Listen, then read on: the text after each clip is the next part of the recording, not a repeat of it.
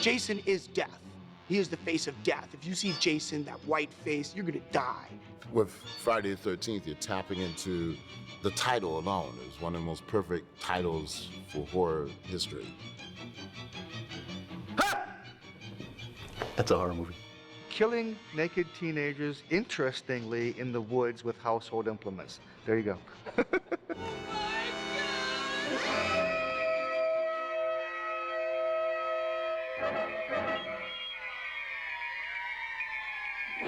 When kids went to see slasher movies, it wasn't just seeing the kids killed, it was how they were killed.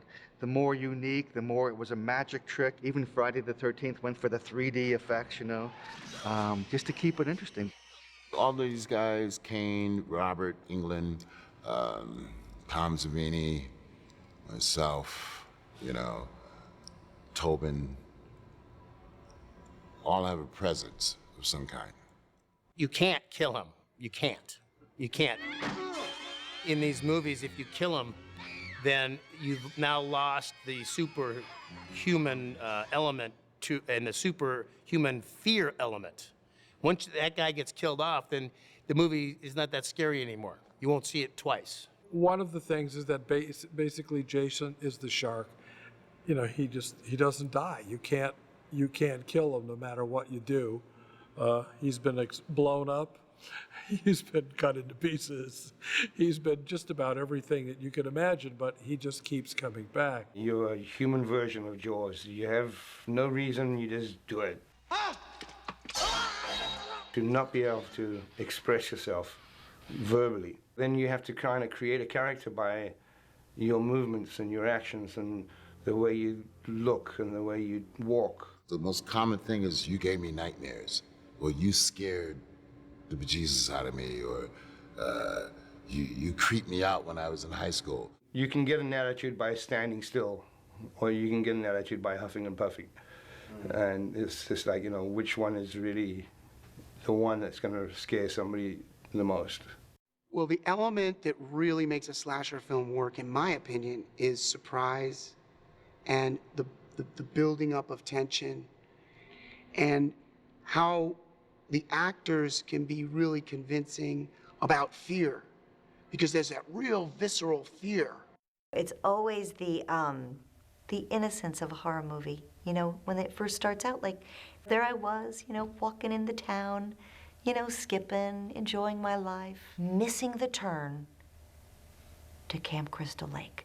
And that moment, you know, I was in trouble. And of course, what does anybody in trouble do?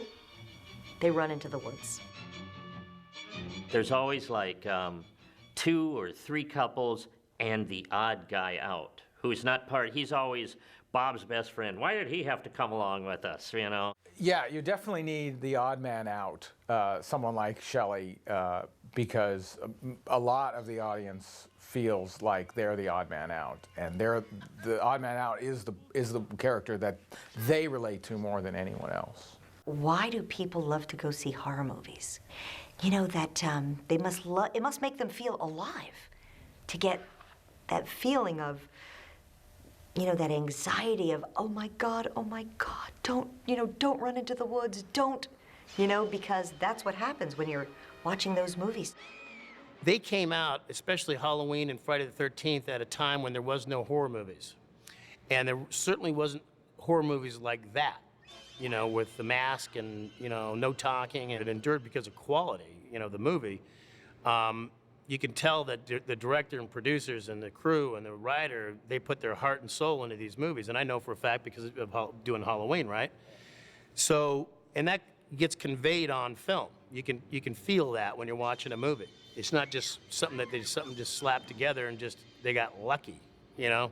This was something that grew out of dissent. This golden age of horror grew out of the whole 60s, 70s thing where we were fighting within our own society.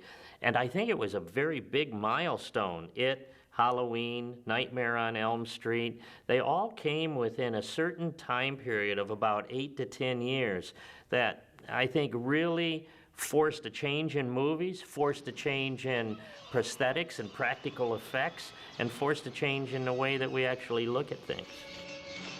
universality, like that cutting across the cultural lines I'm talking about. When it does work, it's something that someone in an urban area of East St. Louis and the down home of Kentucky, Tennessee, Alabama can all identify with. And it's something that makes the skin crawl in some way, some universal truth, some hidden nightmare that's given some sort of vision.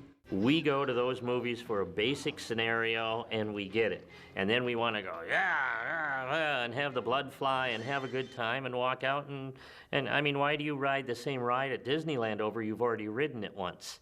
But we want that same thrill, and there's something nice about the familiarity of it.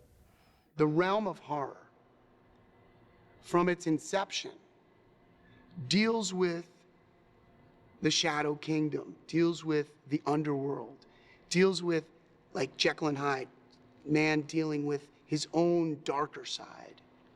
And there's some very deep psychological elements there, and spiritual and mystical elements there, none of which are in Friday the 13th. And that's what makes it wonderful, because it's free of those elements. It's not about some underworld mystical power. It's about this child trapped in the body of an indestructible monster. Its vengeance gone terribly awry.